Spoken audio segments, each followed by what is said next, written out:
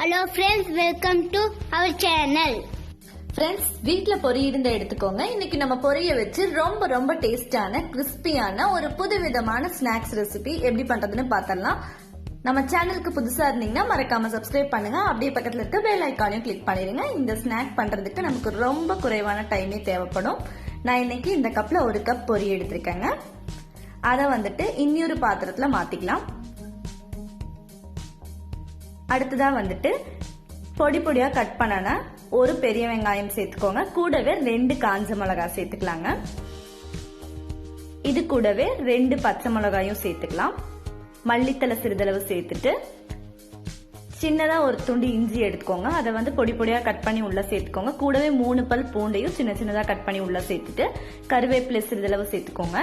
அடுத்ததா 1 ஸ்பூன் மிளகாய் தூள் சேர்த்துட்டு 1/4 டீஸ்பூன் அளவுக்கு மஞ்சள் தூள் சேர்த்துக்கலாங்க. இது கூடவே 1/2 ஸ்பூன் சீரகம், 1/2 ஸ்பூன் சோம்பு சேர்த்துக்கலாங்க. அடுத்ததா 3 ஸ்பூன் அரிசி மாவு சேர்த்துக்கோங்க. இது கூடவே 5 ஸ்பூன் அளவுக்கு கடலை மாவு சேர்த்துக்கோங்க.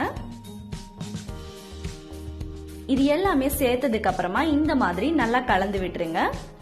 தண்ணி எதுவும் சேர்க்க வேண்டாங்க. ஃபர்ஸ்ட் இந்த மாதிரி நம்ம நல்லா கலந்து விட்டுறலாம். இந்த ஸ்நாக் ரெசிபி ரொம்ப கிறிஸ்பியா இருக்குங்க. இது பிடிக்காத ஆளே இருக்காது, அவ்வளோ சூப்பரா இருக்கும். நமக்கு பொரியில ஆல்ரெடி உப்பு இருக்கும், அதனால கொஞ்சமா மட்டும் உப்பு சேர்த்துக்கோங்க. உப்பு பார்த்துட்டு எவ்வளவு தேவையோ அவ்வளோ சேர்த்துட்டு நல்லா கலந்து விட்டுருங்க. நம்ம சேர்த்திருக்க மாவெல்லாம் பொரி கூட நல்லா மிக்ஸ் ஆகட்டும். ஃபர்ஸ்ட் அடுத்ததா கொஞ்சமா தண்ணி தெளிச்சு விட்டு இதை நல்லா பிசைஞ்சுக்கோங்க. ரொம்ப தண்ணி ஊத்திட வேண்டாங்க, கொஞ்சமா தெளிச்சு விட்டு பிசைஞ்சோம்னா நமக்கு கரெக்டா இருக்கும். இந்த மாதிரி ஸ்நாக் நம்ம அடிக்கடி வீட்டுல செய்ய மாட்டோம், செஞ்சு பாருங்க, உங்களுக்கு வேற லெவல் டேஸ்டா இருக்குங்க. இன்னும் கொஞ்சம் தண்ணி தெளிச்சு விட்டுட்டு அப்படியே பிசைஞ்சுக்கோங்க. எல்லாருமே விரும்பி சாப்பிடக்கூடிய ஒரு ஸ்நாக்கா இருக்கும். இப்ப பாருங்க, இந்த அளவுக்கு நமக்கு மாவு இருந்துச்சுன்னா கரெக்டான பக்குவமா இருக்கும்.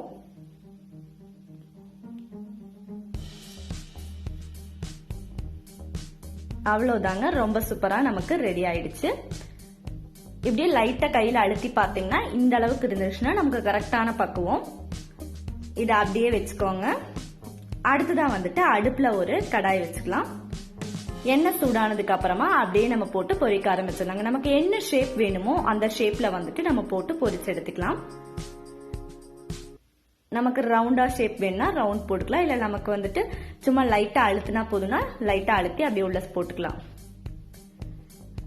அடுப்பை மீடியம் ஃபிளேம்ல வச்சுக்கோங்க. 2 சைடும் நல்லா வெந்து கிடைக்கட்டும்.